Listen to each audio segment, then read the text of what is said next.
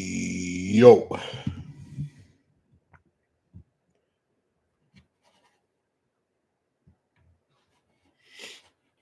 What is good? Check.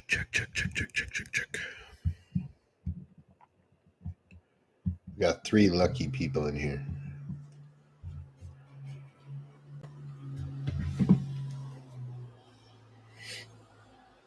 Crunchy, what up, dog? What's up? I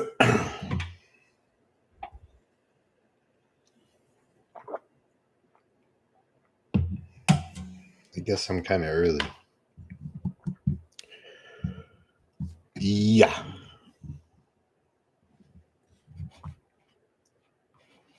Kind of early. Let's see who shows up. I guess everyone's leaving.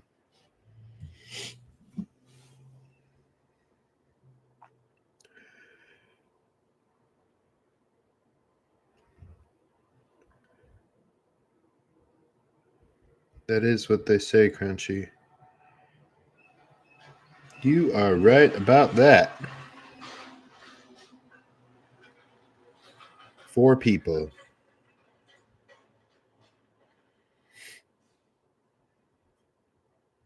Who do we got? Identify yourselves. David Dimsdale. I work remote, so always enjoy tuning in. Thank you, David. Thank you for being here. Thank you for your continued support. Friday, Halloween. Nice.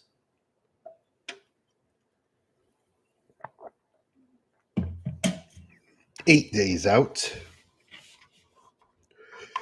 from the old bodybuilding competition. So that's cool. Here we go. Trudge forward. Just wrapped up quads. Going to make some pumpkin waffles. Damn. Hell yeah. Hell yeah.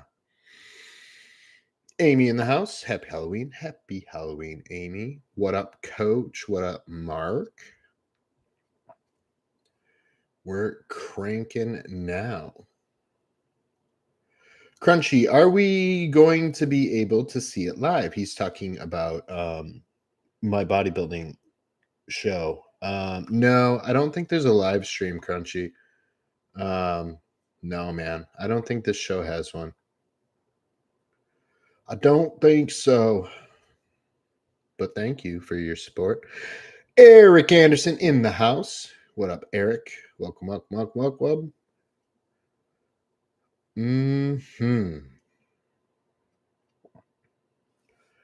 What kind of questions do we have? Tom. What up, Tom? Welcome. Happy Halloween. Josh Richardson in the house. Dylan Barker in the house. We are just bringing them in. Jay Money, my man. You're early. I wasn't prepared. Yeah, Jay. I was just sitting here staring at myself. So I figured I'd just hit the go live button. B Bruce in the house. What up? How's it going, Jay? I'm good, dude. Chilling. How's the pod with Scott? It went really good. I've probably just fucking rambled about shit. Scott and I don't get to catch up enough, so I ended up just fucking rambling like an idiot. So hopefully it turns out okay.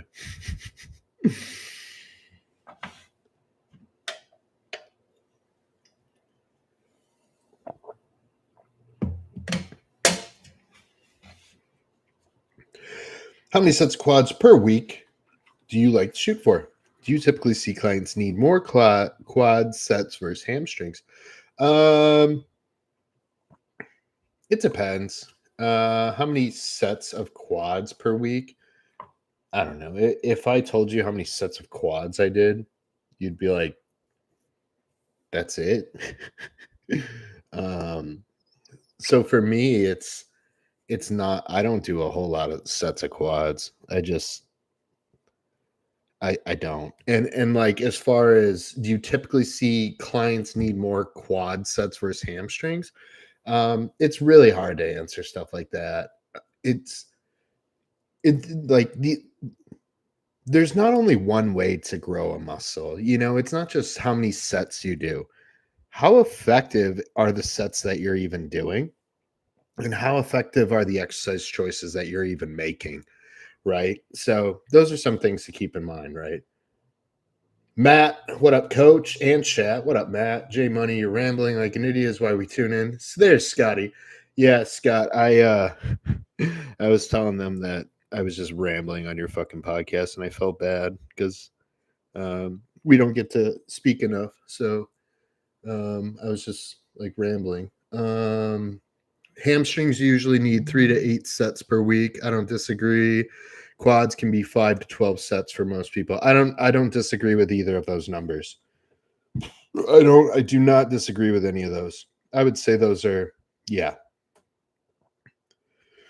Yeah. I don't and you got to remember a lot of quad shit you're hitting the hamstrings too. You know what I mean? It's hard to like not do a quad movement that isn't going to have hamstring. Smalls in the house. What up? What up?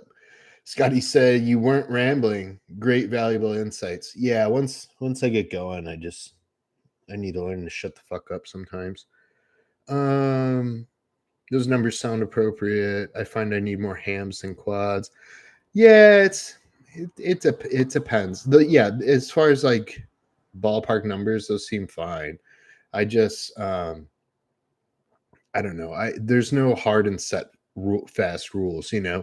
I feel like for me, quads isn't about how many sets Kevin says, but how intense are the sets that I actually do. Yeah, and like what are the sets? Is like 5 sets of leg extensions is certainly not equivalent to 5 sets of Bulgarian split squats, so Scotty says, I'm very sick from work stress today. Should I still train? Um, I would. Yeah, I would. I would be cautious though. I would be cautious. And just know, you know, keep that in the back of your mind that that stress is there. Our bodies don't really know the difference between a stressful week at work or a fight with your spouse, um, or a car accident. Like the body doesn't really, they can't distinguish the difference. So stress is stress. So yeah, you got to be cautious.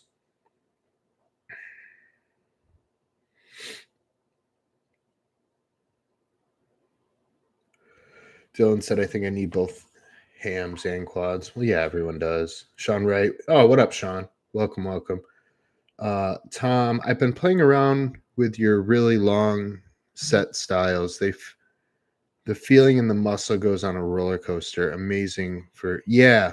Sometimes you got to do stuff like that, for sure. Diesel Dave, one day out. Peaking Dave today. Josh Richardson, can you explain the reasoning behind training 3 times a week for a period of time? It's mentally tough for me, but crazy pumps and very sore. Can you explain the reasoning? Yeah, just more recovery time. Essentially, that's the easiest way to boil it down.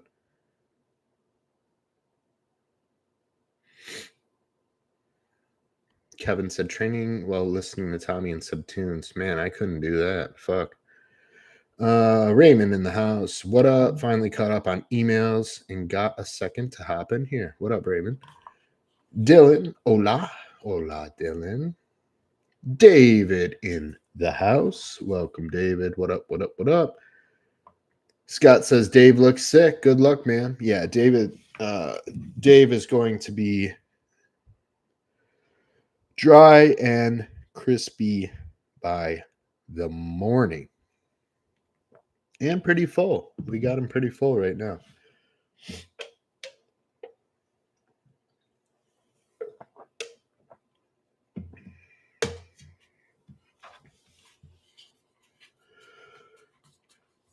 What questions do we have?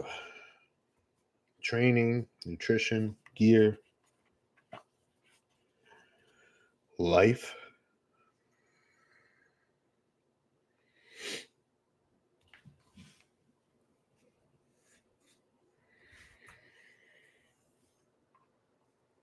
Mm-hmm.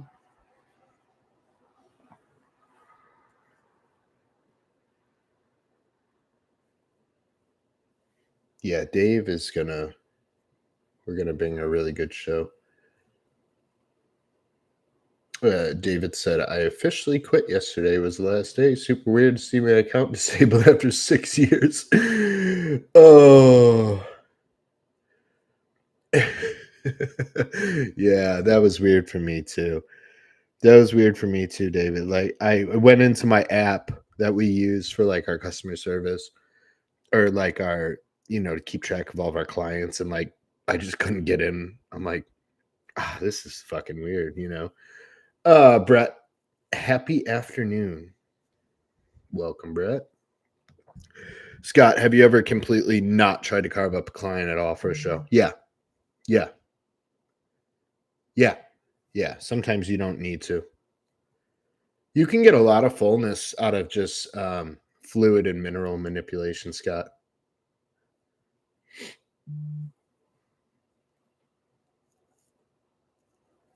Especially if they're not like a real big guy. How much variety do you like to see in a diet per meal and per day? Yeah, there should be variety. As far as how much, I don't know, man. It's got to be more than chicken and rice. That's for sure. That's for sure. You got to get some resistant starches in. You got to get, some micronutrients in. A lot of it depends on your blood work. But yeah, you absolutely need variety.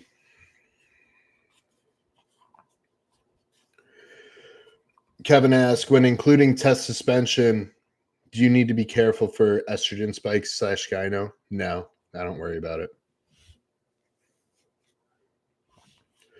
Racer in the house. Hey.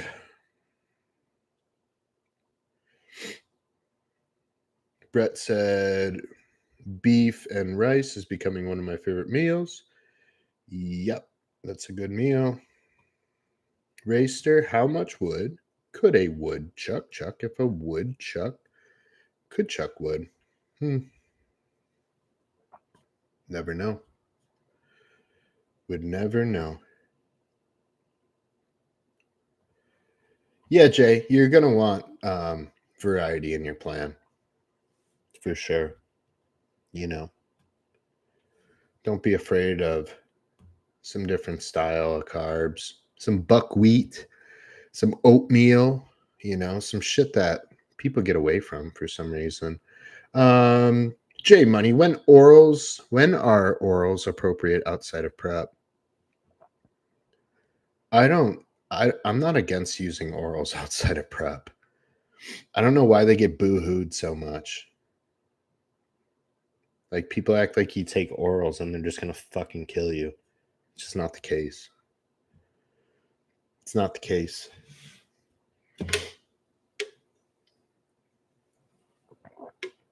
People literally fucking live on Anavar like year round.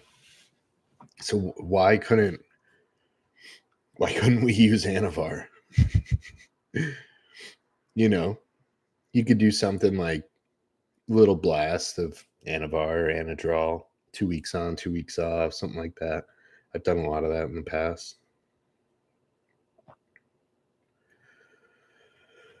Brett says, how's the prep been going? How's the prep been, and what's been noticeably different from other preps? Prep's good. No issues with prep. How's it been noticeably different? It's been completely different.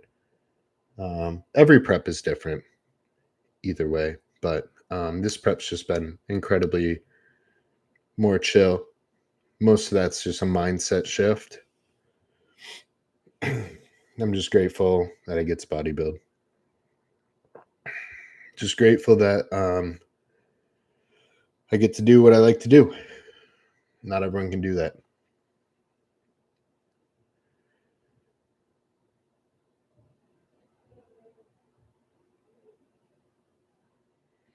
Any key differences in your prep between Skip and AJ, protocols, diet, PEDs, training? Protocols. What do you mean protocols? The diet's kind of similar. AJ's diets are a bit more diverse because they're not macro plans. It's prescribed foods.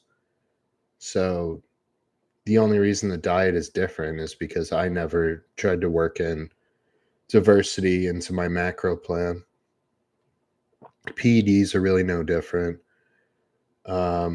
Danny's doing my training, so that has nothing to do with Skip and AJ. It's just I'm just a different person. It has nothing to do with my coaches.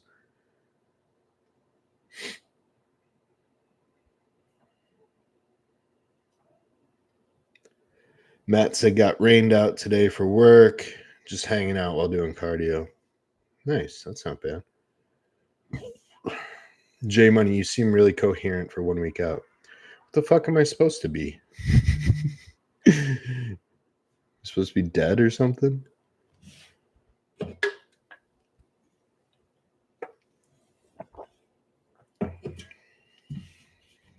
I'm good, bro. The brain is a little foggy, but I don't know. We didn't sleep well last night. I think Landon's got more teeth coming in and shit, so he didn't sleep good.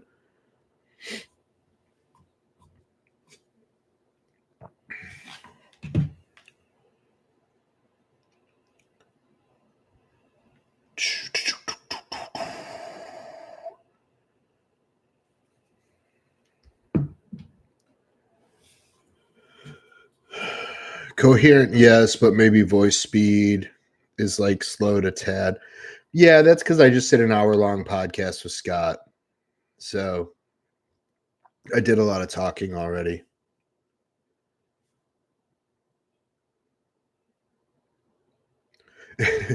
Brett said you need to write adult children's book for raising kids called No Freeloaders.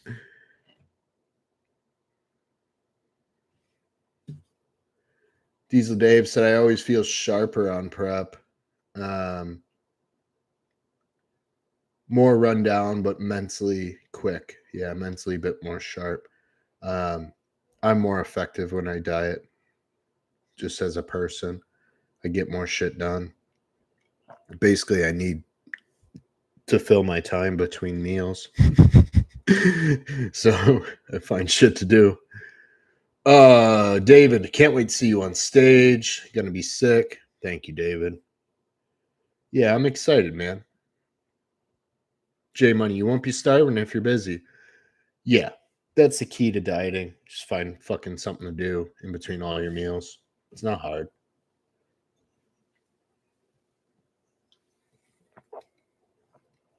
As long as you're not eating in between your meals, then you're good.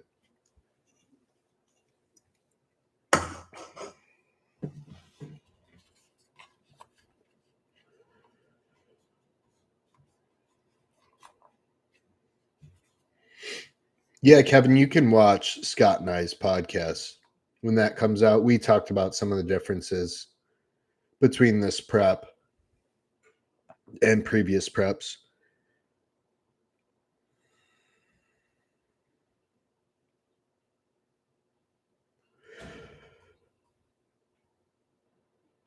Raster, same. He's saying he's a bit more mentally sharp when he diets, more effective. All excited to see the final project. Godspeed, champ. Got to run back to work calls. See you, brother. Thanks for stopping by.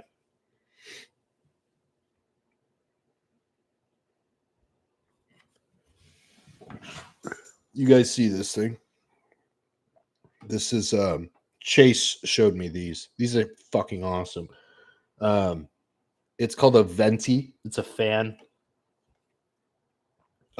You can travel with them and shit. So whenever Chase and I go to events with like a booth, he brings that Venti fan. Everyone in the world is sweating their ass off besides us because of these things. I think they're like $80 on Amazon. I definitely recommend them.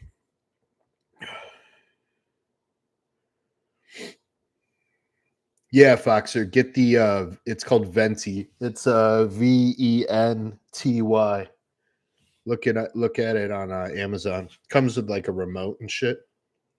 It's pretty cool. It just charges with like a USB. Diesel Dave, have you done anything differently training wise to bring up your rear delts? Yeah, just Danny does all my training. So that's brought up everything.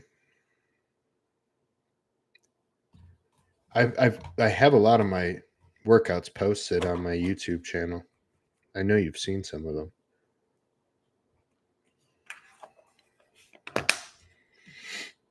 This is one. What? This is one Ray was asking for the lid, but was late. The fuck are you saying? Maybe Scott asked something similar.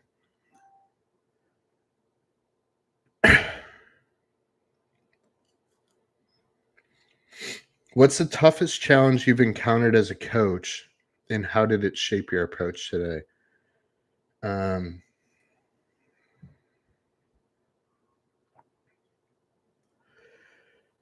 Toughest challenge you've encountered as a coach? Just people not being able to adhere to a plan is the toughest thing for me. It's very hard for me. I just can't really relate to that. So how does it shape my approach? I try not to become jaded about it. And I try to be understanding, but really at the end of the day, it ends up being me not being a good fit for them. And we're just not good teammates. I don't accept people that just constantly make excuses. I don't want to work with people like that. So that's the toughest challenge about being a coach, is realizing, people have a real tough time with adherence. And I'll just never be able to understand that or relate to it. So that's hard for me, Jay. Mark, got a couple guys wanting me to coach them. What's some advice for someone to starting to coach? I don't feel knowledgeable enough to coach them. Certainly don't charge them any money. They should not be paying you. And that's the only advice I have.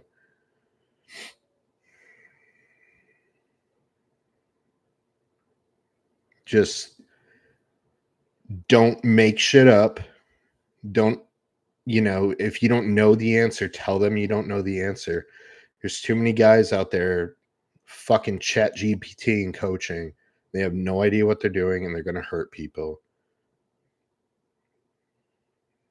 Dylan says, running super high test a few months. Running super high test a few months into my first cycle. My total T is in the 5,000s and my free T is almost 15x higher than the reference range. My E2 sensitivity is only 33 and I'm taking no AI.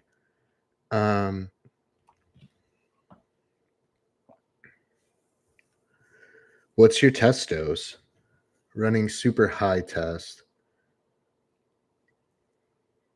You just mean your serum test level is high? What's your test dose, Dylan? What he's asking, what compounds can I add in the future cycles without crushing my estrogen? You would be a good fit for probably a nandrolone of some kind. Or you just fucking you're running 125 milligrams a day. What is that, like a gram? 875. I mean, fuck, just keep running more tests. Why do you need another compound? Just run more tests. And if you do, um, if you do need another compound, you might be a good fit for nandrolone. Some guys can't handle it mentally. Um, it makes some guys paranoid, or if you have previous bouts of anxiety, OCD, depression, a lot of people struggle with the nandrolones. You can look into Ment, which is a nandrolone, but that one's actually pretty fucking decent. I know people like boohoo it, but it's actually quite a good drug. At real low doses, you don't need a lot of it at all. DHB you could maybe do. I like DHB. I got an infection from it. That's why I don't run it anymore. But that doesn't mean I would never run it again. It's just I have a hard time going back to something after it fucking nearly put me in the hospital. And maybe that's not, maybe it wasn't the compound at all, but it just happened to be in the shot that I took that gave me an infection. So that's why I haven't run it since. Man, you might be a good fit for shit like D-ball, dude. Like all the fun shit. Like you're not in a bad situation. I'll tell you that. So yeah, I mean, you can look into all these drugs that people consider wet drugs, right? Scott said, had to break up my walk to the gym because my shins got so pumped. Yeah, I read that. Scott said, can you explain use cases of test prop versus TNE versus suspension in the off season? To run prop, a lot of times I'll just mix my prop in with my longer ester. So if I'm running a gram of test, I'll do whatever my test is dosed at. Let's say it's 250. I'll do 3 cc's of test, and then I'll make up the other 250 with propionate.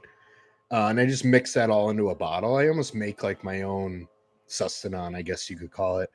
TNA and suspension would be pre-workout. And those can be run anywhere from 50 to 100 milligrams, like 30, 45 minutes before you train. I really, really like TNE or suspension. They're the same thing. One's just in oil, one's in water. I like both of those. The prop, I use it because I always have a shit ton just laying around. So it just ends up going in my bottle just to use it. There's no like specific reason.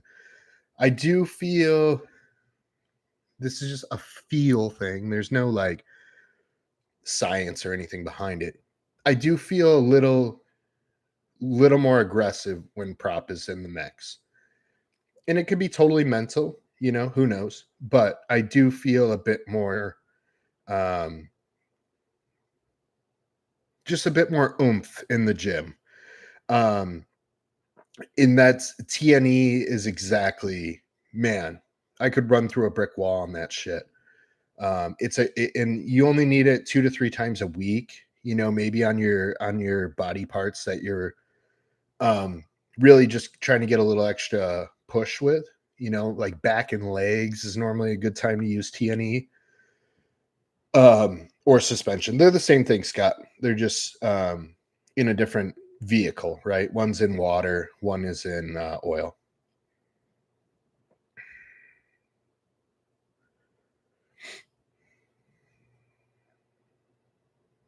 No, Carl, that's not what he's talking about. Oh yeah, 1100 with 80. Yeah, dude, no, you guys are in different worlds. Don't worry about that shit. Raymond said I enjoy splitting test E and prop 50-50. Yeah. Yeah. Guys used to do that a lot back in the day. And then there was a big shift where it's like, well, test is test. And it's like, all right, guys, let's stop getting so hung up on shit. Let's just fucking, if you got test pro, you want to throw it in your bottle for the week. It's not a big deal. But if you're going out of your way to mix test E and prop, like you think it's going to do something fucking special, it's not. But yeah, if you have prop laying around and like the math works, that I'm just a guy that keeps things simple. So for example, if my test is dose, like if I have prop laying around and I need to take a gram of test and I have test that's dosed at 300 milligrams per milliliter. Okay, I put 2 cc's in the bottle. There's 600, and then I put 4 cc's of 100 prop in there. There's my gram for the week. And then otherwise I'd do like 750 and whatever. It's not perfect. It's just whatever. It's just gear. It's boring shit. But yeah, mixing them is good. Seems like everyone in the chat likes T and E. Yep.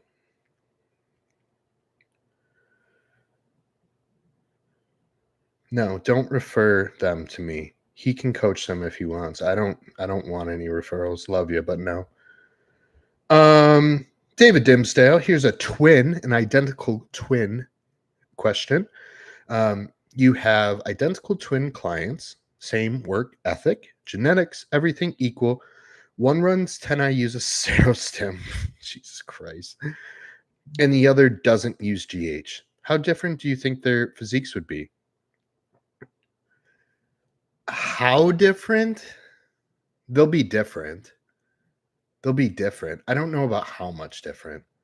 That's really hard to quantify. They will be different. They'll have a different look. I can guarantee you that.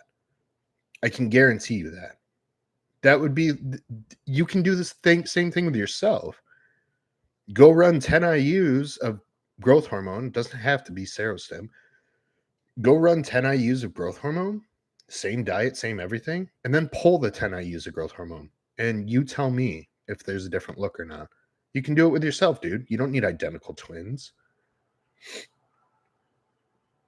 Raymond said, I have so much prop lying around. Yeah, there was one dude, like, this is hypothetical. There may have been a guy that I know who used to buy gear from someone, and he would send him free prop with his orders. And he accumulated a lot of prop that just fucking sat around. So eventually, if you ever want to get rid of it, you just got to throw it in somewhere. Mass E and Mass P mix is pretty solid. Yeah, it's all fine. It's all the same shit. Dylan said, my thought is do it on yourself. Yeah, David, just go run 10 IUs of Serostim for whatever amount of time. You said a year, and take it out. But the reason David's saying it like that, Dylan, is because he's going to be accruing muscle whether the Serostim's in or out. So after a year, he would have accrued muscle with or without the growth hormone anyways. So he's trying to see, like, if both race cars start at the same starting point, right? So I get why he's saying what he's saying. It's a valid question. But in my opinion, David, the look would be different. And I think it would be quite dramatically different. There's a reason we run growth hormone. If it didn't work, we would all just save the money and just run more gear. But it works. So that's why we use it. That is why we use it.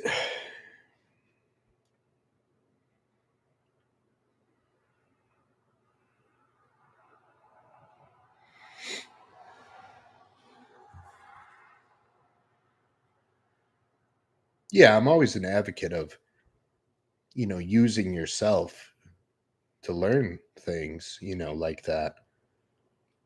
And then we can ask you, David, we can say, hey, I know you ran 10 IUs of Serostem for a while, and then you switched to generic, or then you came off it. Like, what types of differences did you notice? And you can be like, well, this and this. And it's like, okay, cool. And then now we can ask another guy who did the same thing. And it's like, well, what'd you notice? It's like this, and this. It's like, okay, cool.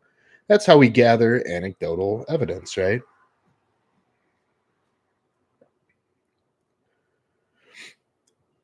Raymond, this is a good question. Raymond asks, what are some of your favorite ways to make meals easier to eat in the off season? Switching to bison ribeye is one of the things you told me you do. Yeah. If my meals are getting hard to eat, I just start making them taste better. I actively try to make them taste better because, like, I don't really use like condiments. I just use salt. And like, if meals are starting to get hard to get down, then I will go out of my way to make them taste really good. The other thing, Ray, is mashing your fucking food, right? So, you know, either cutting the food up really, really small or literally buying a meat masher, which is what I use. And you can even put like a tiny bit of bone broth in there and mash that shit into like baby food. And then it's already fucking chewed for you. Um, and then you can basically just chew it with pushing it to the roof of your mouth with your tongue. And, the less masticating you have to do, the less work you have to do. You can get a lot of food in that way.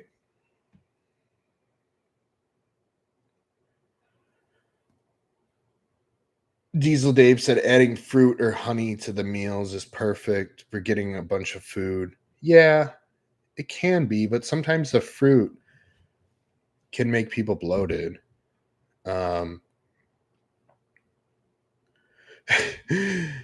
David Dimsdale says, I'll see you guys in a year then. I don't know, dude. Try it. Try it. Small said bone broth is such a game changer when it's hard to eat. Yeah. Yeah. Making the food just more palatable. That's literally how McDonald's designs their food. You can eat a McDouble with no teeth. No teeth. There's meth heads eating McDoubles all over the place because that shit is designed to just fall apart in your mouth. And the more palatable you make food, the more you can get down, the more money you spend at McDonald's. And that is where they designed high fructose corn syrup. Not only is it a cheap, effective sweetener, which is fucking terrible for you, but you can consume a lot of it and still not ruin your appetite as much as you would with real cane sugar. So now you can buy the largest soda or pop, depending on which region of the world you're from, whichever you want to call it. So you can drink a 32-ounce beverage with your large meal, and it won't fill you up. So you can still eat the entire meal and order more food, like a fucking uh, add a couple apple pies to your your order and shit like that. So that's where the high fructose corn syrup became popular, was in the fast food industry. So you can buy the largest beverage, consume it all, not fill yourself up. You're still able to eat all the food. You're still able to buy more food. And on top of that, it's addictive. So McDonald's wins again.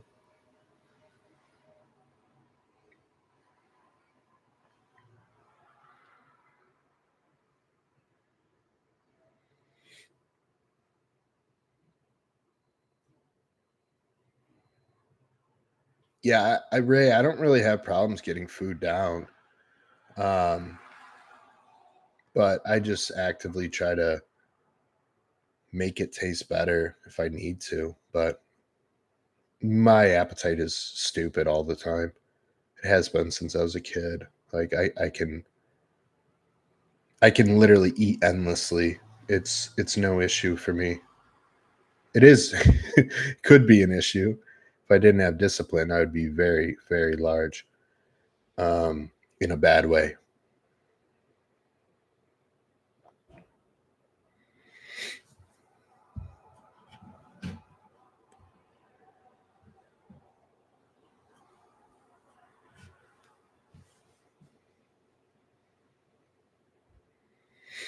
Yeah, just a little bone broth. Otherwise, you're gonna end up accumulating too much sodium. So you have to keep that in mind too. And a lot of you guys are just really bad at cooking. Like you just have no idea how to cook for some reason, which is crazy because we have YouTube and TikTok and like they can literally teach you how to make really good stuff. That's what those social medias should be used for, is teaching you guys shit instead of looking at fucking whatever the fuck you look at.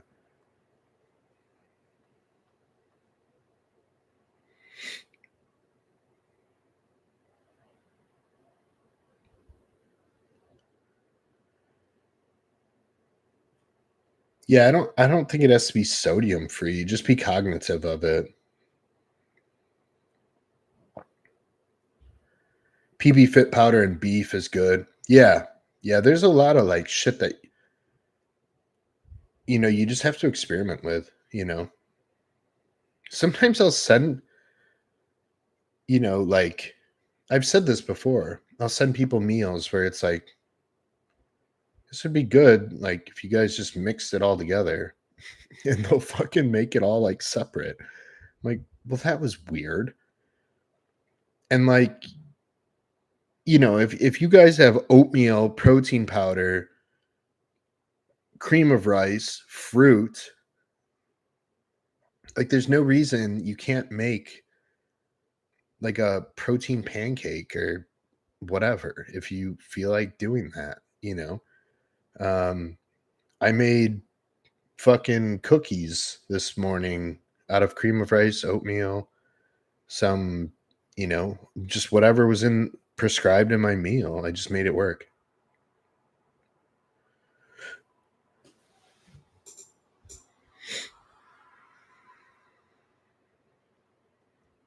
Yeah, you definitely cook your oats. Carl said I went through like a hot phase of putting Melinda hot sauce on everything.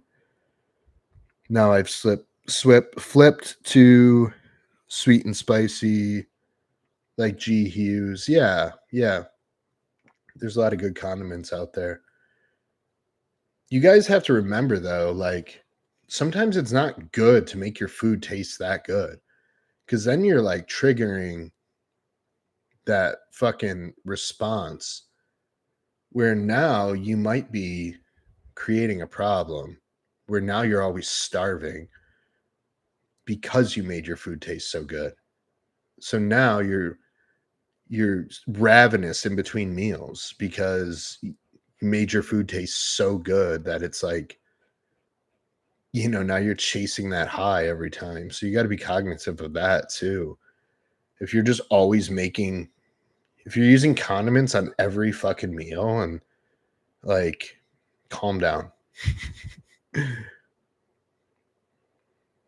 Yeah, yeah, Crunchy just said it. Yeah, Crunchy just nailed it.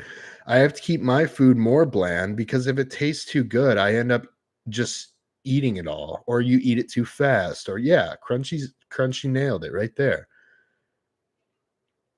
Bobby said the same thing. I stay away from every meal tasting way too good. Um, yeah, like I'm kind of the same way. I don't know if I do that on purpose, but um,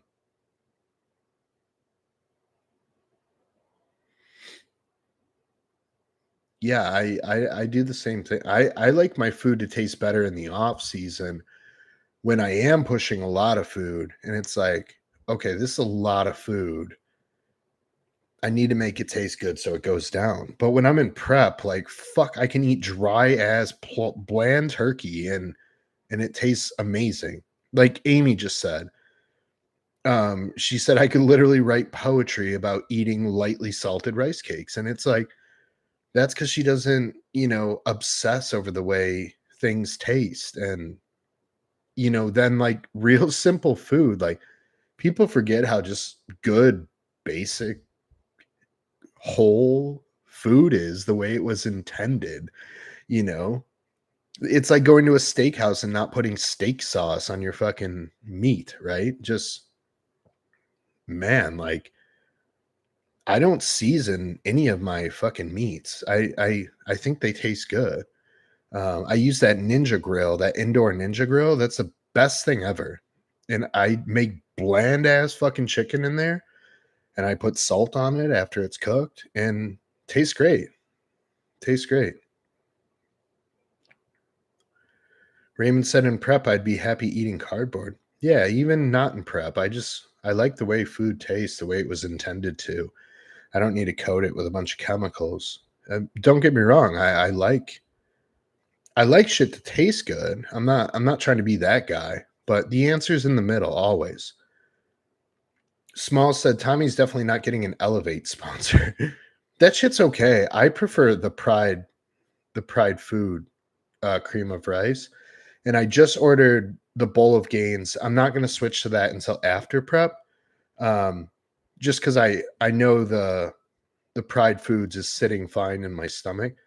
So I don't want to change anything, obviously, at 8 days out. So I'm just using the Pride food one. But I did get some bowl of gains to try that out. Tom said, it's a little odd having you on my TV. My mom says hi. Your mom and I have been on your TV.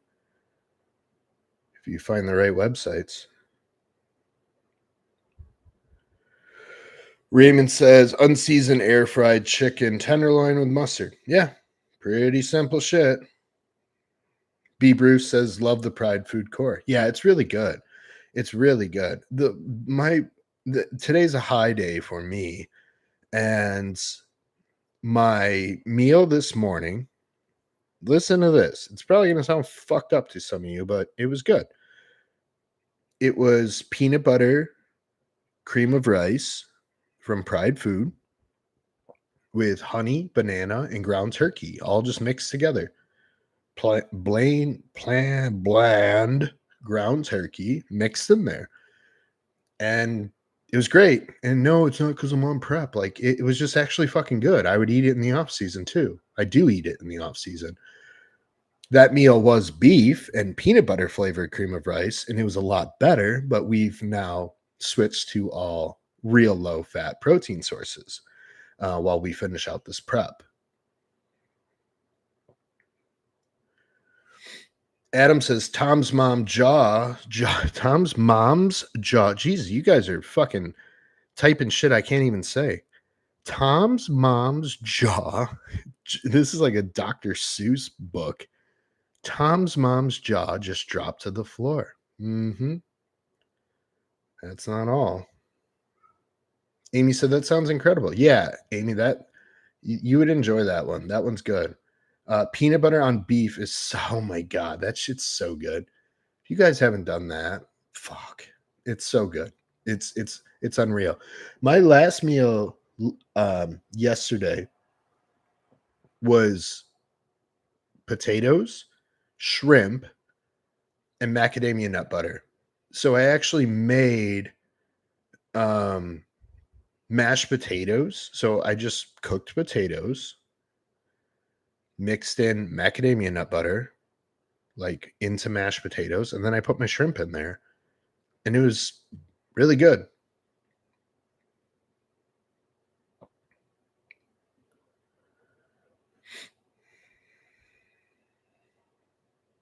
No, Brett, we're talking about Tom. Never mind. Raymond said peanut butter on any type of meat is good. Yeah, I think it is.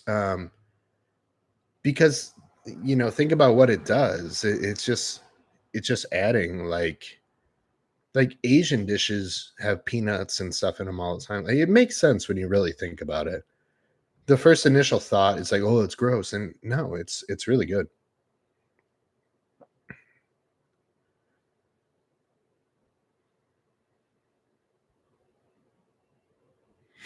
Tom said, "I've been eating and loving rice, beef, butternut squash for years." Yeah, that's a good combo.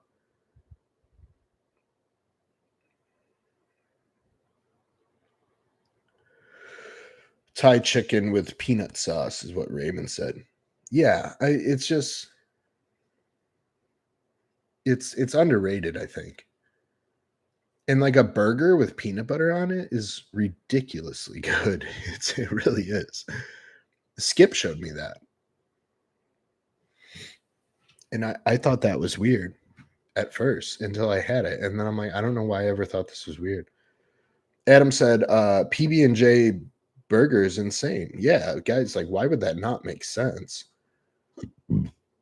Especially like, you know, like what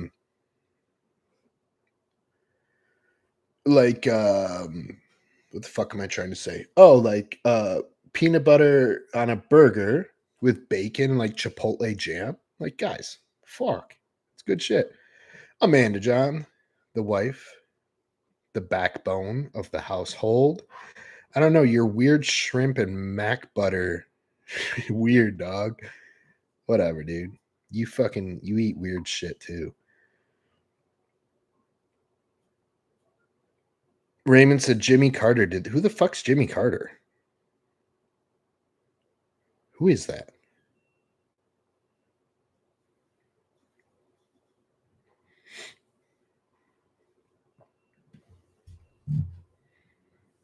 The president?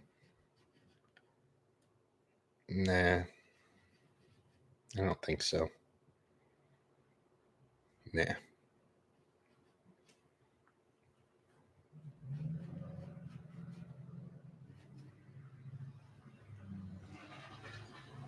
Does that now give the meal credibility because Jimmy Carter did it? Fuck. The fuck cares?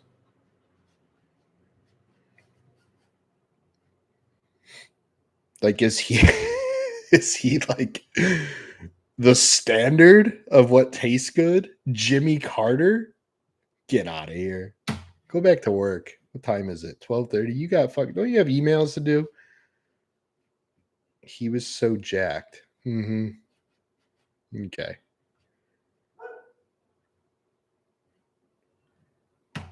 Fucking Jimmy Carter.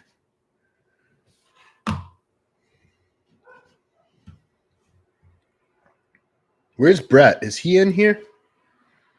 Oh, Ron Burgundy's here. What up, dog? Haven't seen you in a minute, dude. Hope you're well. I almost missed you up there because of these idiots. Oh, Brett, here. These I switched to these. My friend on Instagram sent me these. Um Try these out, dude. These are better than Zyn and Rogue. 100%. I ordered like 20 of them, and I'm going to order more. Significantly made my nicotine addiction worse. So, yeah, Jimmy Carter used to use these, I heard.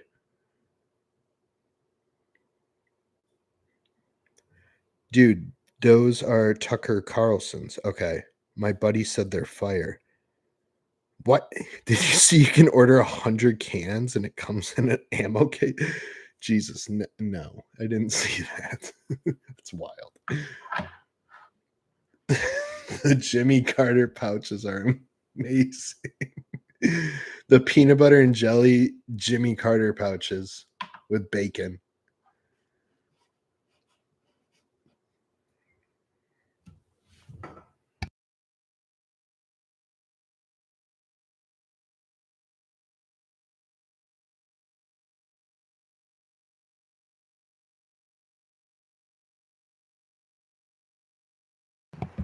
Oh yeah, David. David said I started using those caffeine alpha GPC nootropic pouches. I will not start nicotine. Yeah, those work fine too. Yeah. Yeah, like I said, I've used nicotine most of my life, so I don't recommend people start nicotine if they don't use it now. There's plenty of other things that serve the same purpose. Yeah, Tom, those taste fine. I just don't like the shape of the pouch. And they're too like slimy and they're like little fucking no, I don't like it. I don't like it.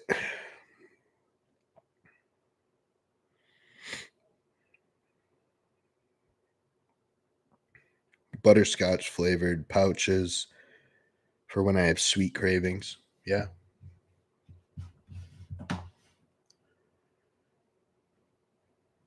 Tom said I'm old. You're not much older than me. Yeah, I guess you are. You're kind of old. David said I was surprised with the focus I got from them. No, I mean, I wouldn't be surprised. It actually makes a lot of sense. I take alpha GPC like a couple times a day. Works well. That's in my midday stack. Alpha GPC is pretty good. Yeah.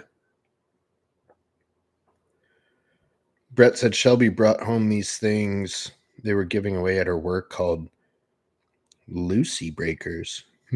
Sounds like fucking 1960s acid party drug. Tom said 48 years old, grandpa officially in July. Congratulations. DLC, I have. Yeah. Yeah. Amanda John, sup? What up, dog? What? Brett says it's a 6 milligram Zyn pouch with a breaker mint in it.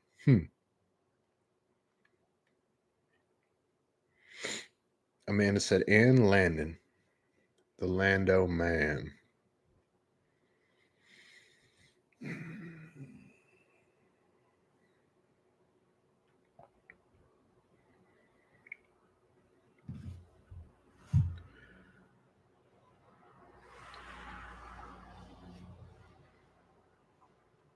Oh yeah, remember those, Foxer? The Camel Crush. They had like they had like little fucking Listerine balls in the cigarette filter, and you'd smash them. I'm sure that was so good for us. Just sucking in fucking menthol vapor straight to your lungs. Oh yeah. Used to double barrel those on a quick 10-minute work break. Oh Jesus. Goodness gracious.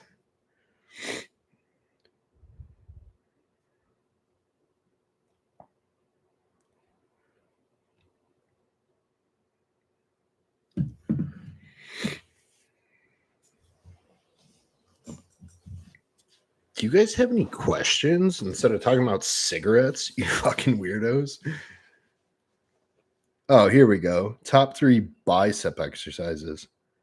Let me go pee. I'll be back. You guys can entertain yourself.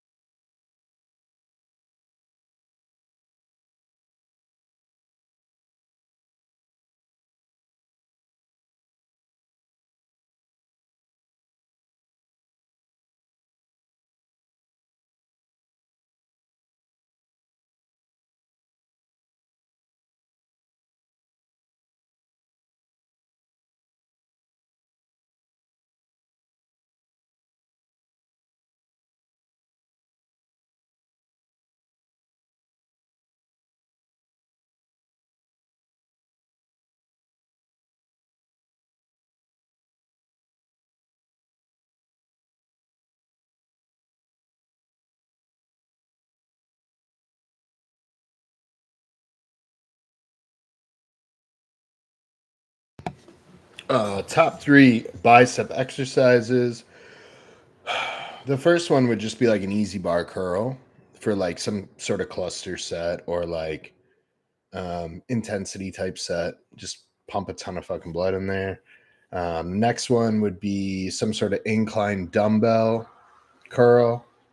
Kind of let that bicep lengthen and stretch in the bottom.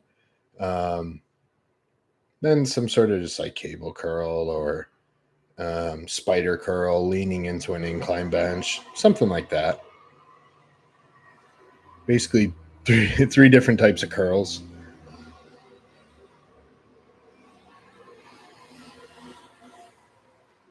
Top trap exercises. I don't train traps.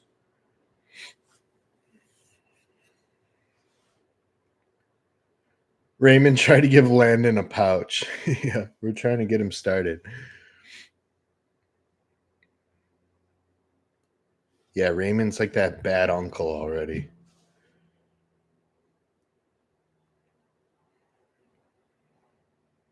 Yeah, Tom said the best exercise for traps is do nothing. Yeah, pretty much. Pretty much.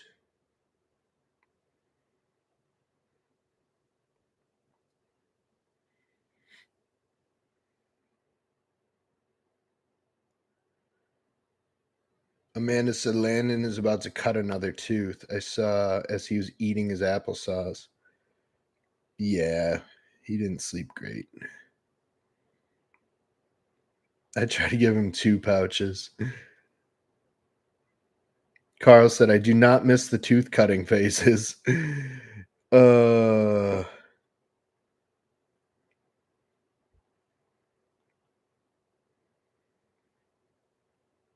Dylan said, I got a blast time to move trucks. Yeah, get back to work. Yeah, no one in this house slept good last night. That's for sure. That is for sure.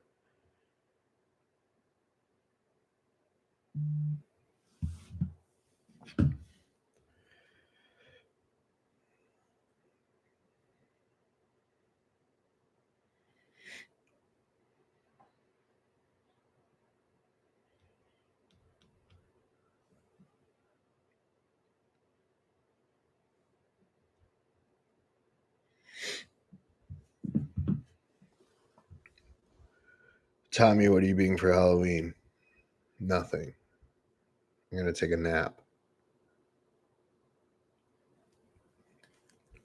Carl said whiskey for tooth cutting.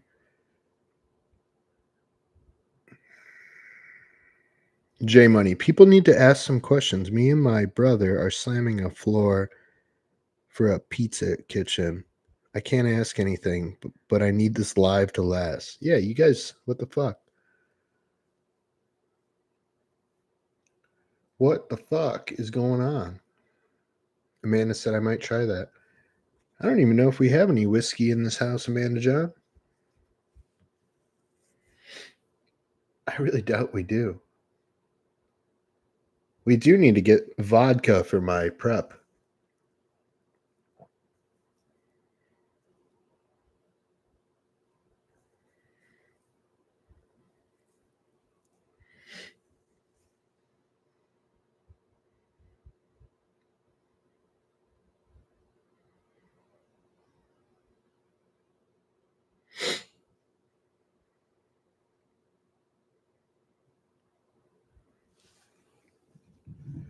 No questions. Foxer, I'm looking for something to add to my routine for cardio other than incline treadmill with a weighted vest. I don't like the exercise bike. The seats suck. I like the stairs, stair stepper or the elliptical. Carl said NyQuil works. Amanda, why are you the way you are? I was born this way. I was born to do it.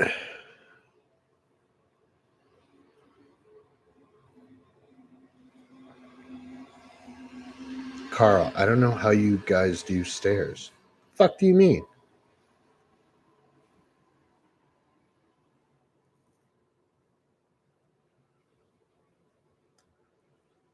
Tommy, how old is your kid? 15 months.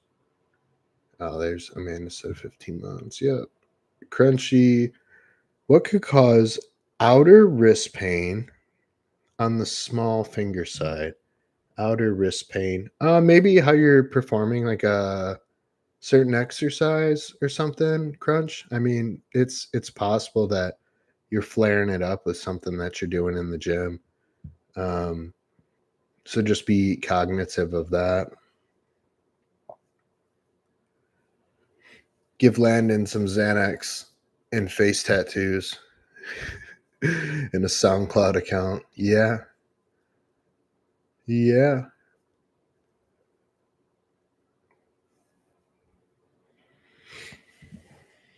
Yeah, I prefer the elliptical.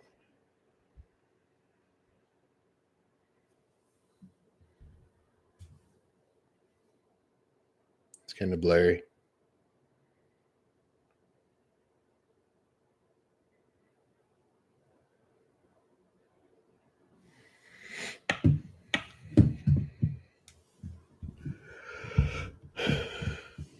I don't know how the fuck you guys use a treadmill for cardio. I would literally just rather walk outside. I would literally just put a weighted vest on and walk outside. I would never walk on a fucking treadmill ever. Ever.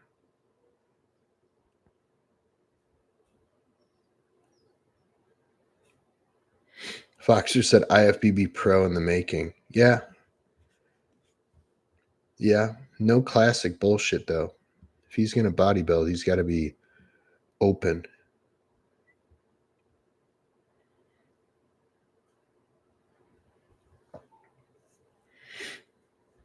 He's got to stand next to Nick Walker. Tom, that kid is way better looking than you. Yeah, he's not mine.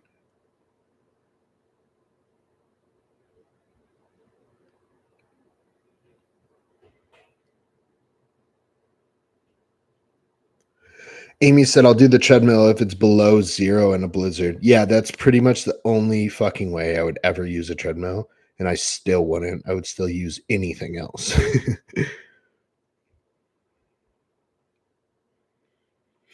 The treadmill lets me get cardio in while clients yammer on calls. Yeah, I get it. I mean, I have a walking pad, but I don't do real cardio on it. I just do some steps occasionally. I don't even use it a ton.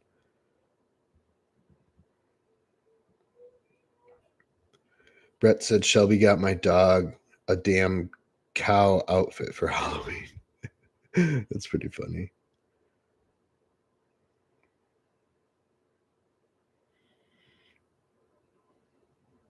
Yeah, Amy said only if the stairs, elliptical, and bikes are all taken. That's probably my order too. Like stairs are my go-to. I have an elliptical at home, so I primarily use that. And bikes are like my last option.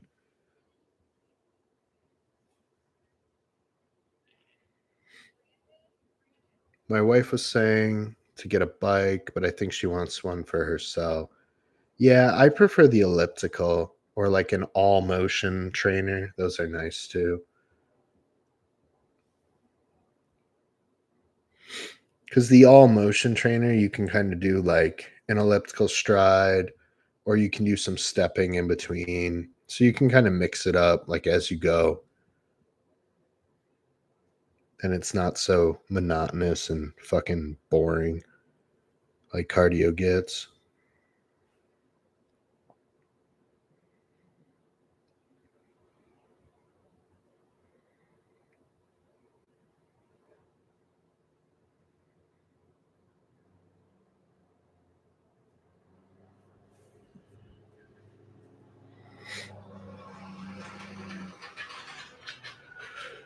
What's your favorite thing about bodybuilding?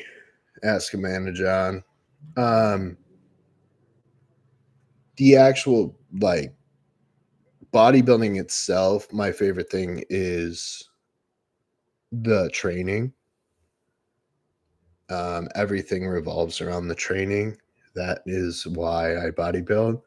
The next best thing is just the relationships I've formed from bodybuilding, like, just the people that have it in common. Um, that would be my next favorite thing. But like bodybuilding as like what it is, the training is by far my favorite. Carl, his wife's drooling over him. No, yeah, no.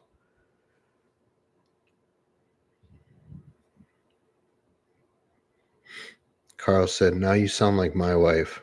No, she hates me in a different way than your wife hates you.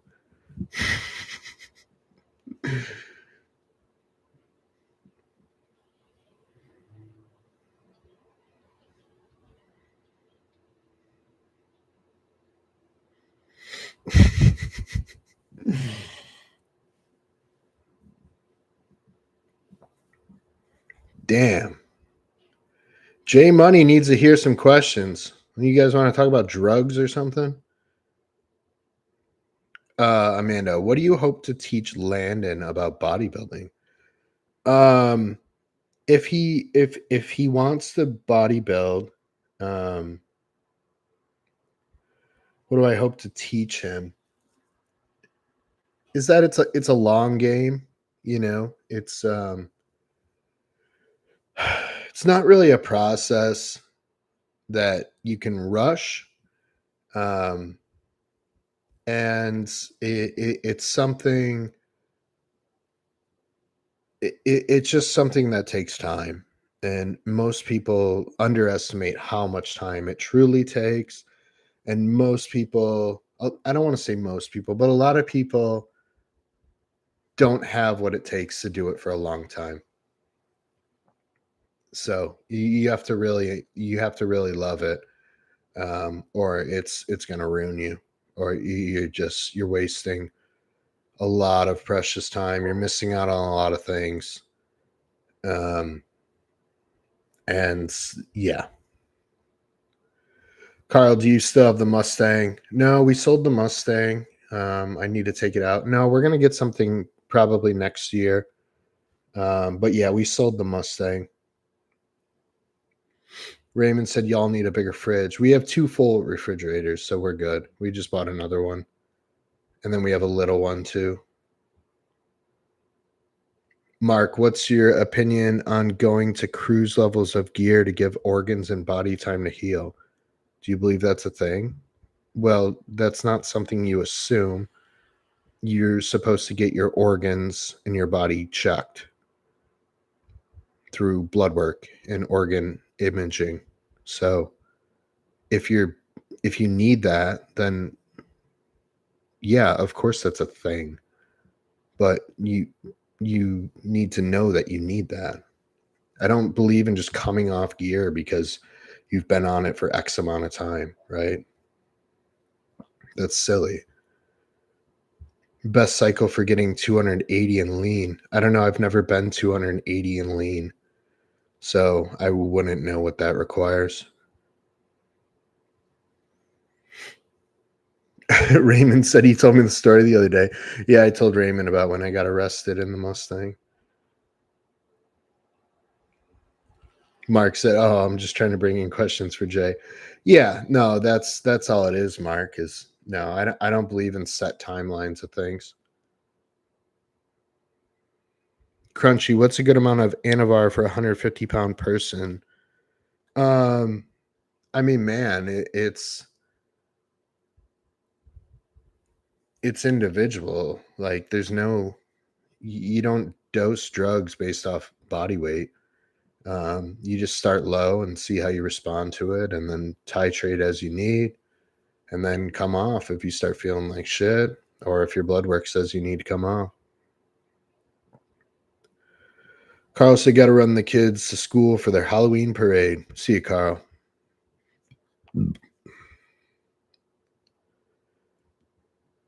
Brett said, "I got to run the cows out, but I'll come back with questions."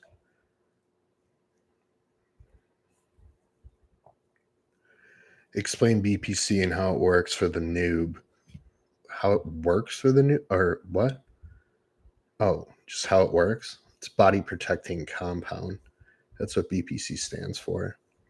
Helps bring down inflammation and, um, it helps repair from the inside out.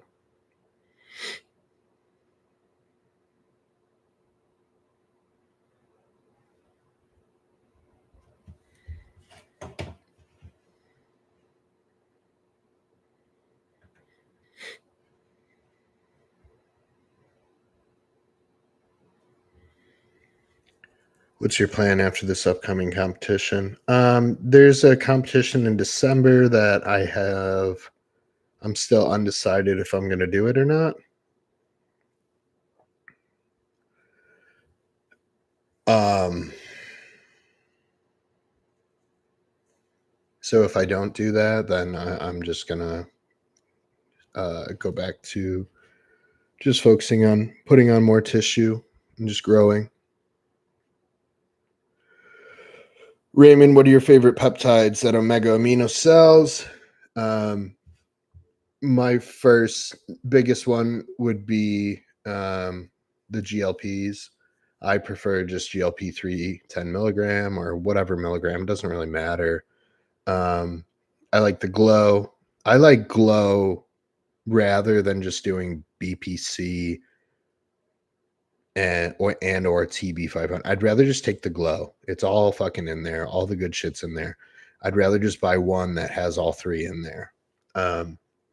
So I like the glow, the GLP 310, and then the KPV is one that I have been using recently, and then SLU, and MOTS-C. Those are my, how many is that? GLP-3, glow, SLU, MOTS-C, KPV. Those are my top 5. Amy, do you discontinue GLPs at any point during prep? I don't know. No. I've heard people say that, Amy. I don't. No.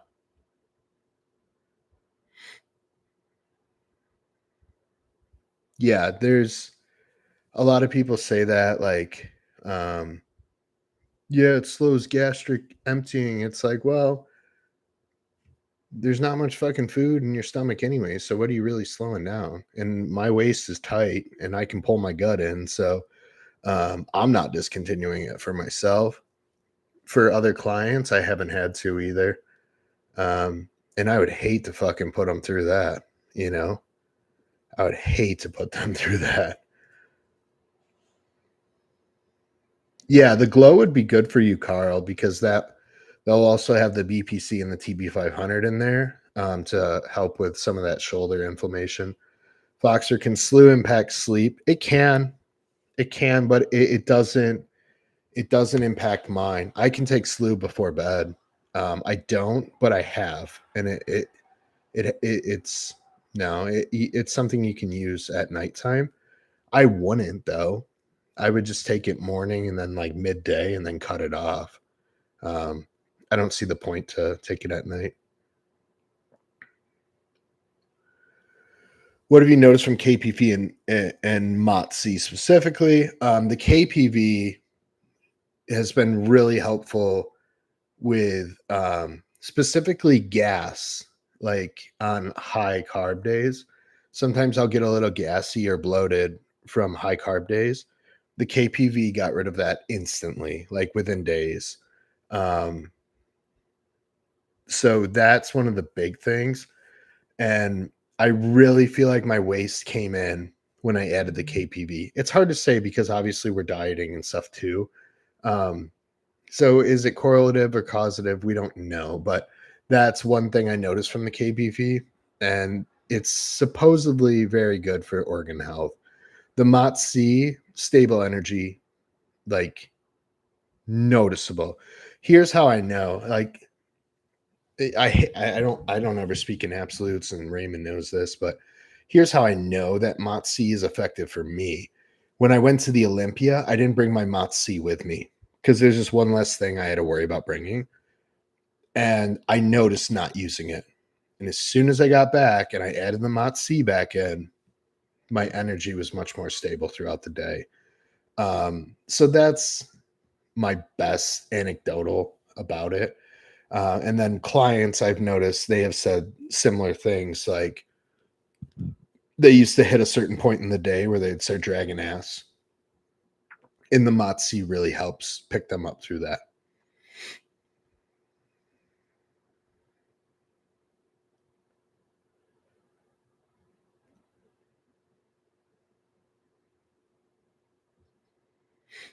Mark said, I got Clo. Could I use that instead of BPC and GH? Isn't that's what it is, Mark? Isn't it KPV, BPC, TP500, and copper? Isn't that what Clo is? We don't carry that at Omega, but I'm pretty sure that's what it is.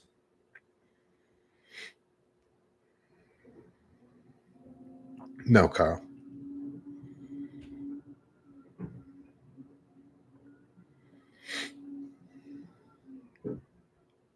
Yeah, see, Matt noticed it right away. Adding Motzi this past week really helped me out a lot. Yeah, it really just kind of balances that energy throughout the day. I noticed. B Bruce said, "Yeah, it is. Yeah, Clo is just it's just glow with KPV." I'm just texting AJ back here.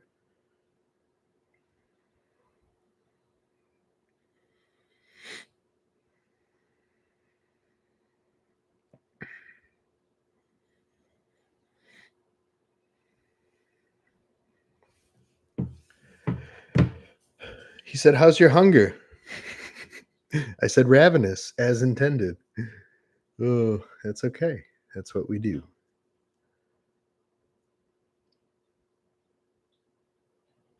Brett said Motzi is quite nice. Yeah, I just think it really for me it helps stabilize that energy.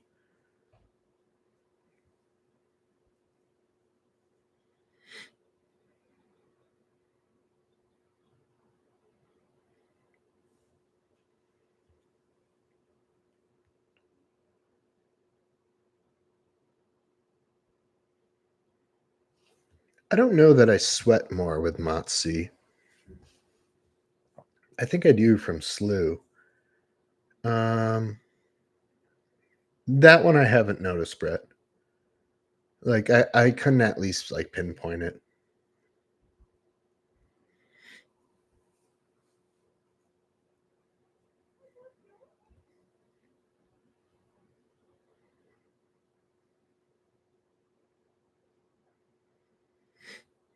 But yeah, Amy was asking if we discontinued GLPs at any point during prep. I haven't for myself, and I haven't for 95% of my clients. There was one person I did because she was having issues.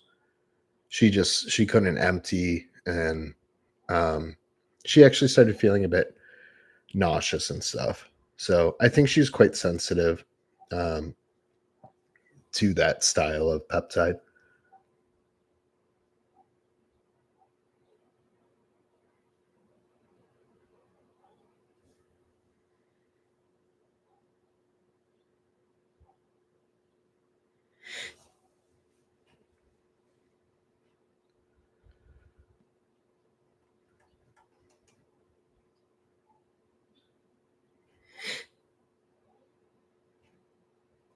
What else you guys got? Nothing good, huh?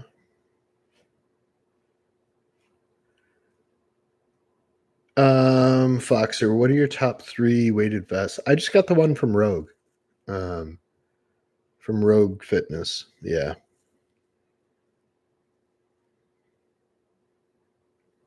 Okay, David said Slew definitely makes him sweat more. Yeah, I think I noticed that with the Slew.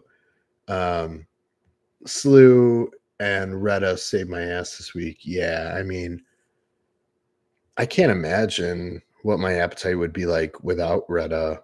I mean, I could imagine. I've done it before, obviously, but yeah, I would be pretty ravenous, I'm guessing, because I'm starving today. Like very, very, very hungry today. And I think Slew increases the appetite for me at least. Um, I got significantly more hungry when I added that in.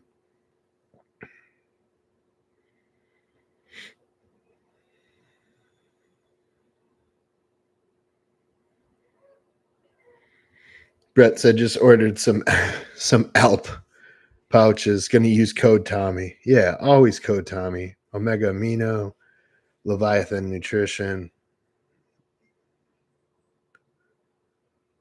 Always code Tommy. Foxer said, David, how did Slew save your week? Just the energy, man.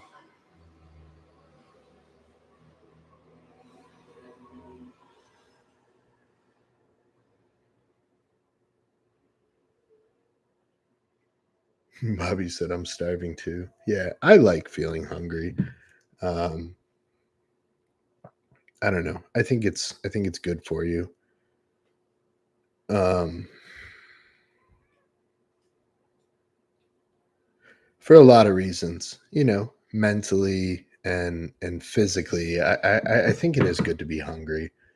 It's not always you never want to be so full and bogged down, and man, that can't be good for you. Especially you throw PEDs on top of that, and you know, it's just it's a bad combo. High drugs, high food, high stress, lots of training. Like,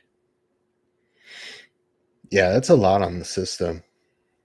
That's why a lot of people actually grow better when they start a prep because their system isn't so bogged down. Insulin sensitivity gets a little bit better. Um, the food is being processed and used a bit more effectively. Everything's not just so slowed and, backed up and things. So there's merit to why people grow during prep.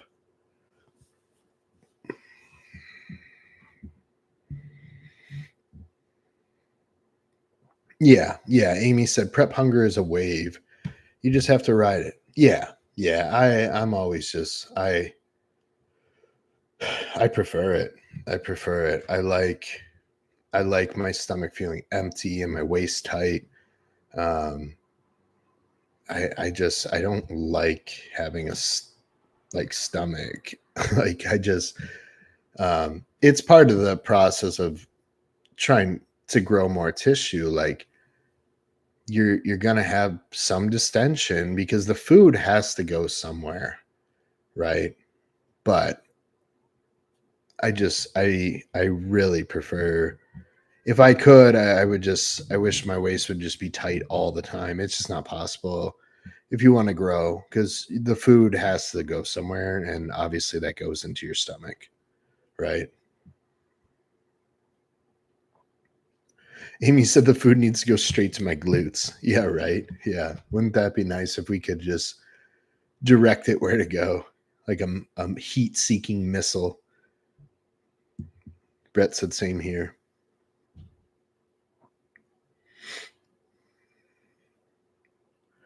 Smalls said same. Yeah, the food does not need to go to Small's legs, that's for sure. Jesus, dude. Dude's got fucking Nexilla legs. It's insane. Smalls might have some of the biggest quads I've ever seen on an NPC competitor. Like they're outrageous. They're outrageous. I thought my legs were pretty good, and his are literally twice my size. Raymond, I think the Portillo's last week went straight to my quads. And yeah, Portillo's hits. That shit, man, that shit's the best.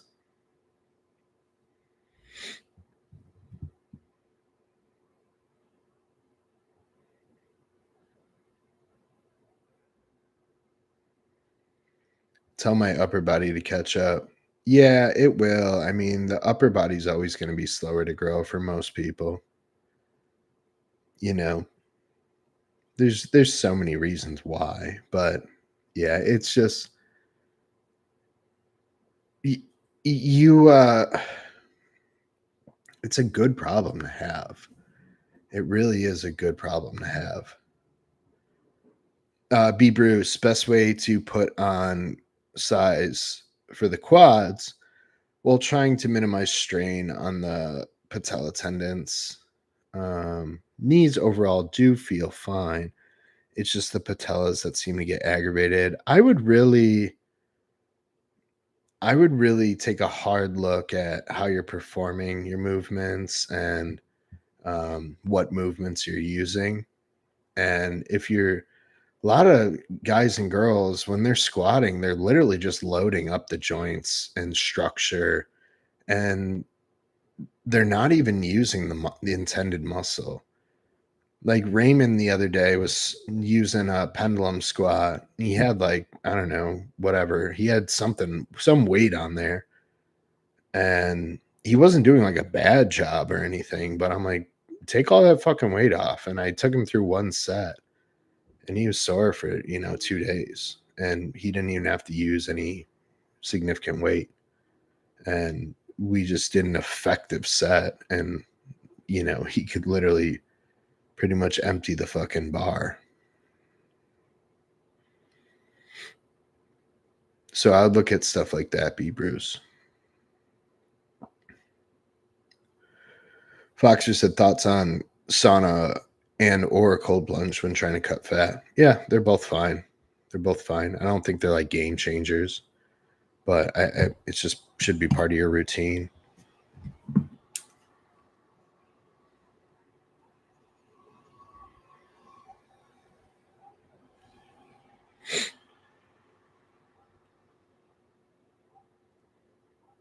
Yeah, Raymond said we had no weight. Yeah.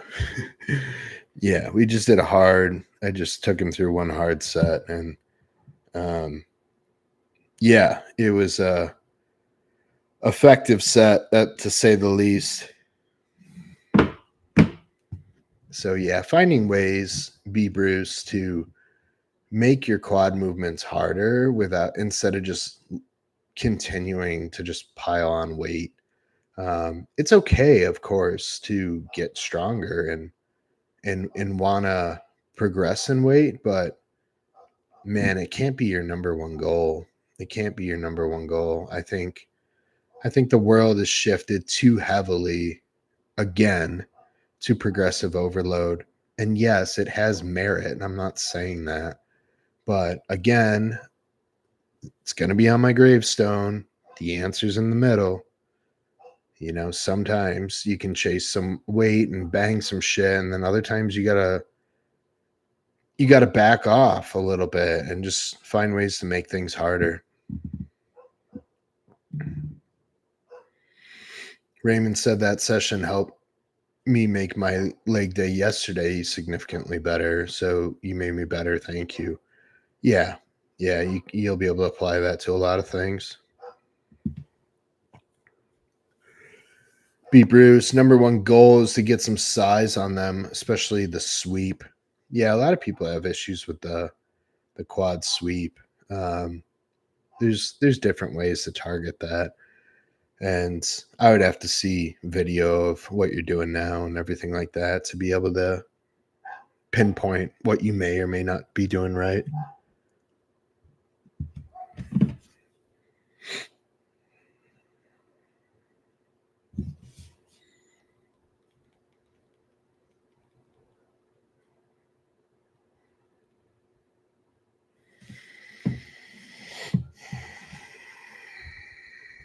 All right, what else you guys got? I'm going to wrap this up here soon. Almost time to eat. Almost time to eat.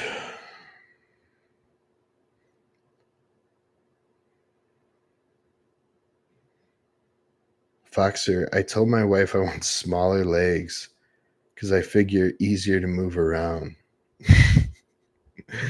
Okay.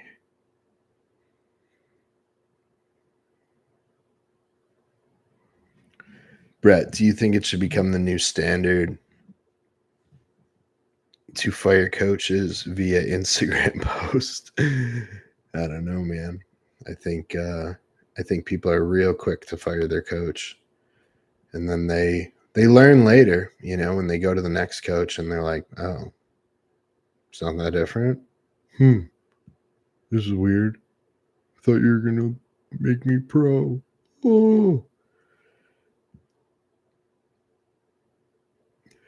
Amy said favorite show day pump up routine. Do you mean like backstage before I get on stage, or do you mean like psychologically get myself ready for the day?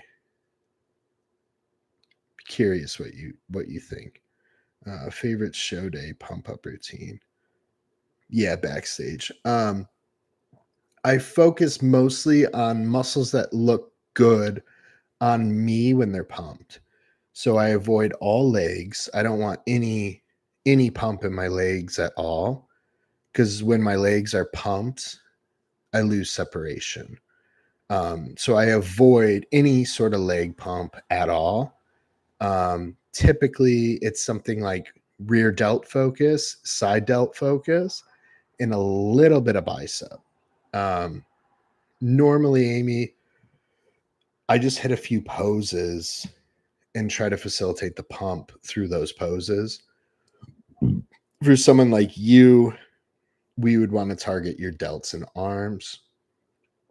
Um, Maybe a little glute stuff for you, but like I said, you don't want to drive a ton of blood into the lower body. I actually prefer people stay off their feet, try to keep their feet up, make sure the legs stay dry.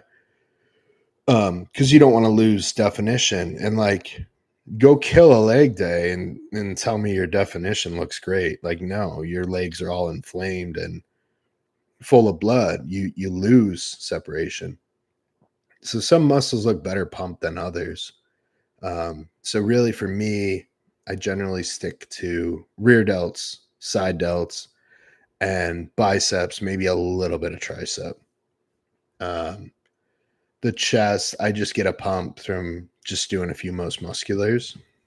I don't do any push-ups or any shit like that. And I only pump up like when I'm in line to get on stage. I don't pump up backstage. So um I don't want to be wasting, glycogen and stuff. I want to time it just right. So backstage I'll just stay warm. I'll just try to move around um, a little bit and just keep things moving. But before I actually get on stage, um, I'll just use a real light band, or I'll just use my hands and just curl and do some tricep push downs with no weight at all. And then rear delt, I generally need a band to do some band pull aparts or something. And then I'll hit a few poses just to make sure everything's moving and opening up. But yeah, I think people way overdo. I'll see people pumping up for 20 minutes. It's like, damn, you're going to be tired by the time you don't need to do a full workout back here.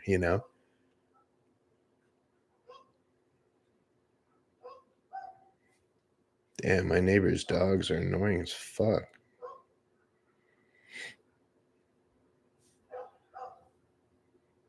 All right, I'll take two more. And then I got to get out of here.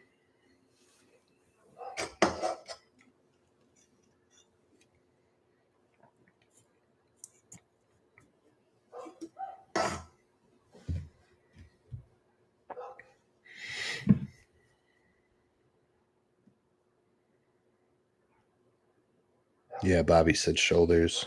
Yeah. Yeah, the shoulders look good when they're full of blood and nice and round.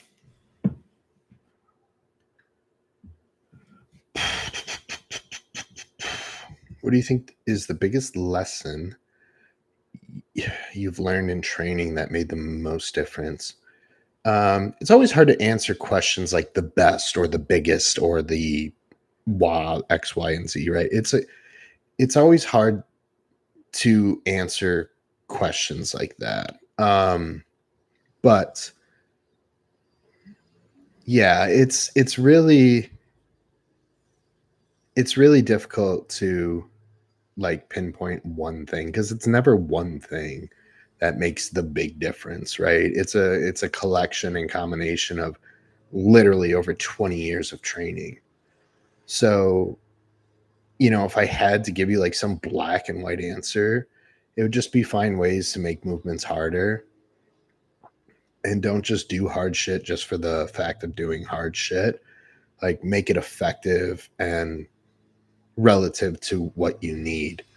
Some people just work hard just to work hard. And it's like, that's just silly. That's like, no offense, but a lot of times that's what CrossFitters do.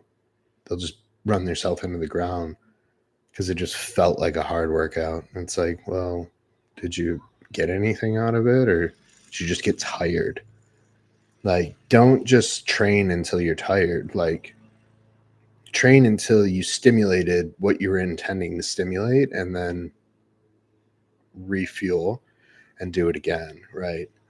So I guess that would be like a big lesson for people to learn is just finding ways to make things more effective for them and intentional. I just think a lot of people, they either waste a lot of time or they do shit that doesn't fit them just because they saw someone else doing it. And it's like, it needs to feel right for you, Bobby said, I'm doing a show tomorrow. Wow. I knew you're in prep. I didn't know it was that. I didn't know it's tomorrow. That's awesome. Good luck, dude. Good luck. We got Diesel Dave and a show tomorrow. So you guys will be in it together. So that's cool. Best exercise recommendation for developing back width. I don't think there's like a huge difference between back width and thickness exercises, in my opinion. And like back width, like most people would be like, well, is that just your teres? So, is that a lat pull down? So I think just developing the overall back is important. The thing about training back is it a lot of the times does need to be heavier than people realize. But it needs to be controlled too. So there's really a happy medium with the back. And some shit you just have to bang. You have to move some weight with the back sometimes, and let the back go all the way through the length that it's supposed to. So getting the scapulas to open up all the way, and like the Chris Edmonds row, the foot forward row. Like I'm trying to get that scapula to wrap around the rib cage and really lengthen that lat, and that is going to help develop width. And the T-bar row I do, I'm trying to do the same thing, where I'm trying to open up and let those lats open all the way and really stretch. And that's going to help with the width as well. So just a lot of people are really stubby with their back training. Like they'll do lat pull downs in the range of motions like this far. It's like, well, you have all the way the fuck up there where you can let that, that shoulder go through the entire range of motion, let the scapula go through the entire range of motion, really expose a lot more tissue, and effectively train the back better. So I think whatever exercise you're doing now are probably fine. I think there's just better ways to execute the ones that you're doing now. So I guess that would be another lesson, going back to Brett. What do you think is the biggest lesson you've learned in training? Like letting the body go through the range of motion that it's intended to be able to go through. That's another lesson. Matt said that's probably one of my issues is I focus so much on the form that I don't really go heavy. And I hate the word heavy because that's not what I'm trying to say on a lot of lifts because I'm so worried about maintaining form, he said. It doesn't have to necessarily be quote unquote heavy. It just has to be heavy enough that the movement actually feels like it's supposed to, like it's intended to. But if you're doing a T-bar row and you're using a 10-pound plate on there, 10 pounds is not going to open you up in the bottom. It's just not. It's not enough load to get those scapulas to open. It's just not. Um, and I think people are sometimes so strict where they're just thinking too much. And sometimes you just gotta let the body go through the ranges.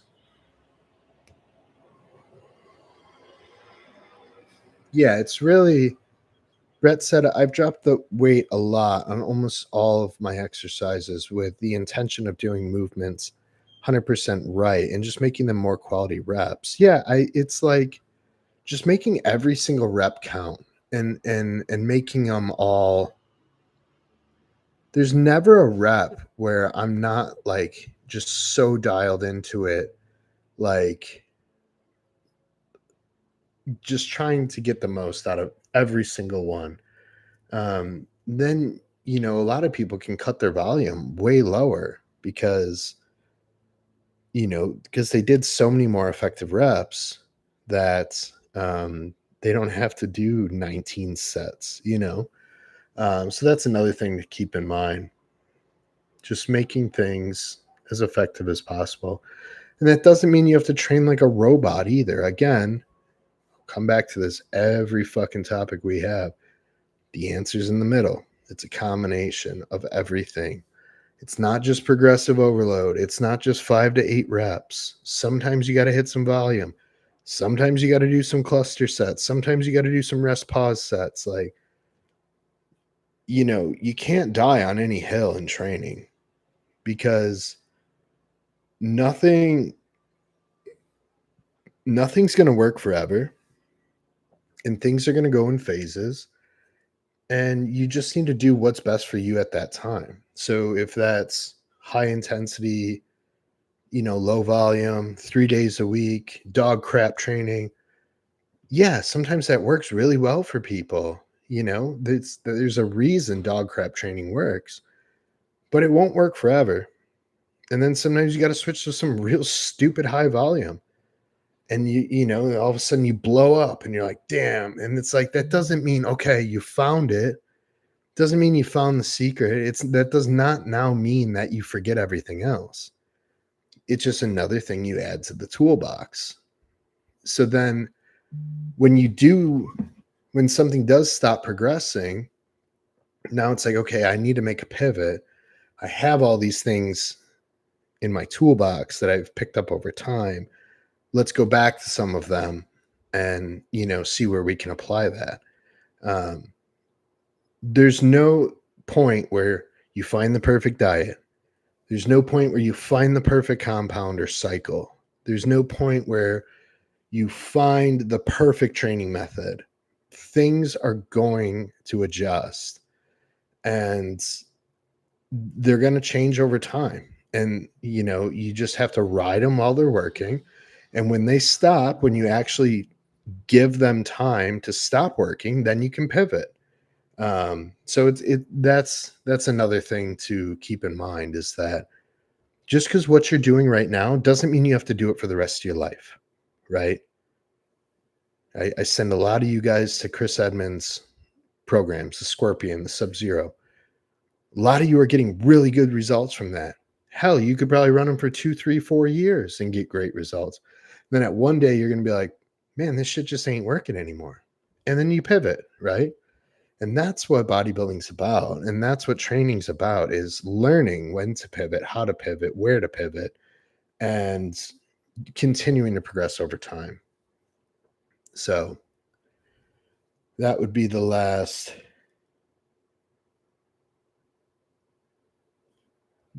ramble out of me. So all stuff to keep in mind. Um, you know, building a toolbox, it's like anything else. It's like anything else, It's like your career.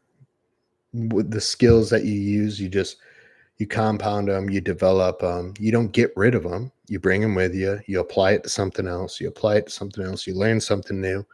Um, so what you're doing right now doesn't mean it's the end all be all. Even if it's working great, ride it. Don't think about anything else. Don't try to change it, right?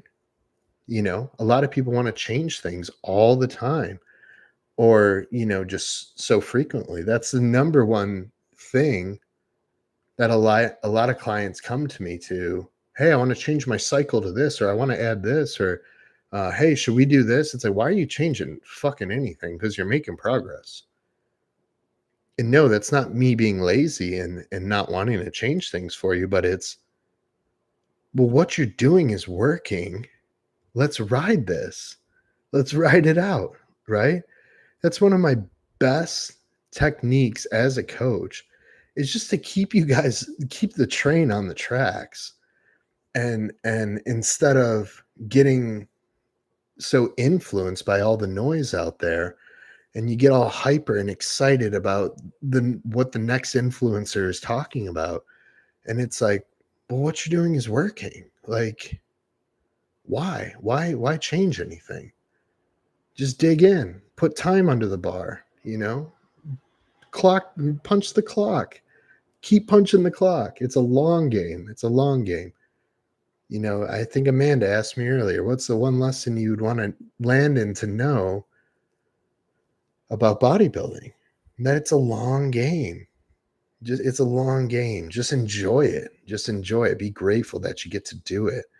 There's no reason to be changing things. You guys get a lot of the times, I'll leave this at that because otherwise I'm just going to ramble for too long. A lot of the times what you're doing now, you haven't even done to its fullest potential. The workout program you're doing right now, why don't you try to make it as effective as possible instead of just throwing it out the fucking window and changing it completely?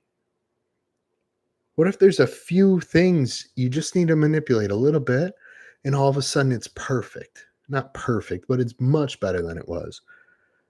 What you don't need to scratch the diet and start over. What if there's just a few things you need to adjust, right? What if your cycle, the way the cycle is designed right now, what if you just need to change things a little bit and all of a sudden it's a really good cycle?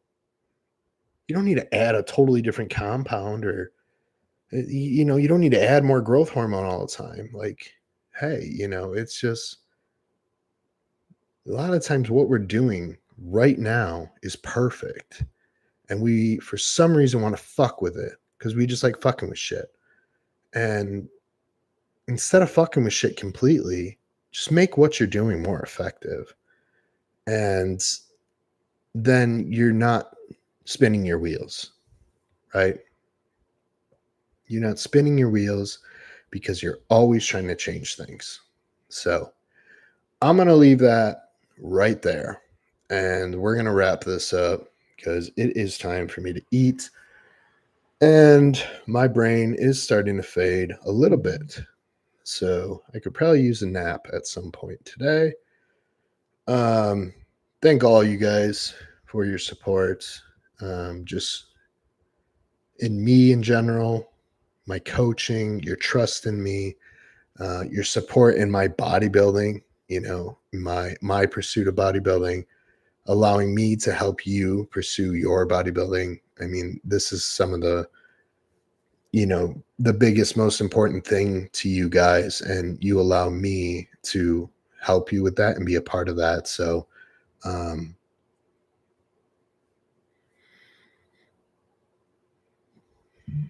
very grateful. So, TommyJohnCoaching.com, Tommy John Coaching on Instagram, the ChaseIronsForm.com, Omega Amino, code Tommy for all your peptide needs.